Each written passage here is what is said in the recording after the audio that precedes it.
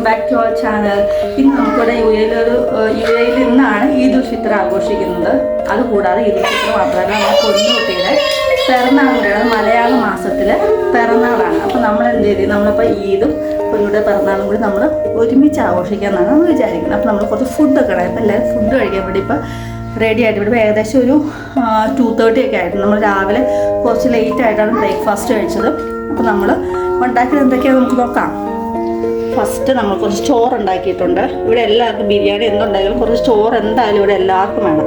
നമ്മൾ കുറച്ച് ചോറ് ഉണ്ടാക്കിയിട്ടുണ്ട്. പിന്നെ ബിരിയാണി ഉണ്ടാക്കി, പിള്ളേർക്ക് രണ്ടും ബിരിയാണി ഭയങ്കര ഇഷ്ടമാണ്. അപ്പോൾ ബിരിയാണി ഉണ്ടാക്കിയിട്ടുണ്ട് അവർക്ക് വേണ്ടിയിട്ട്. ഇനി ഇതും കൂടിയല്ലേ. പിന്നെ ഇത് സാലഡാണ്. സാലഡ് ഉണ്ടാക്കിയിട്ടുണ്ട്. ഇത് മോൻ അതിൻ്റെ ഇടയ്ക്ക് വന്നാണ്, അവൻ കുറച്ച് സാധനങ്ങളൊക്കെ കൊണ്ടുവന്ന. ഇത് സാലഡ് ഉണ്ടാക്കിയിട്ടുണ്ട്. പിന്നെ നമ്മൾ ചിക്കൻ കറി ഉണ്ടാക്കിയിട്ടുണ്ട്. പിന്നെ മോര് കറി ഉണ്ടാക്കിയിട്ടുണ്ട്. പിന്നെ അവിയലുണ്ട്.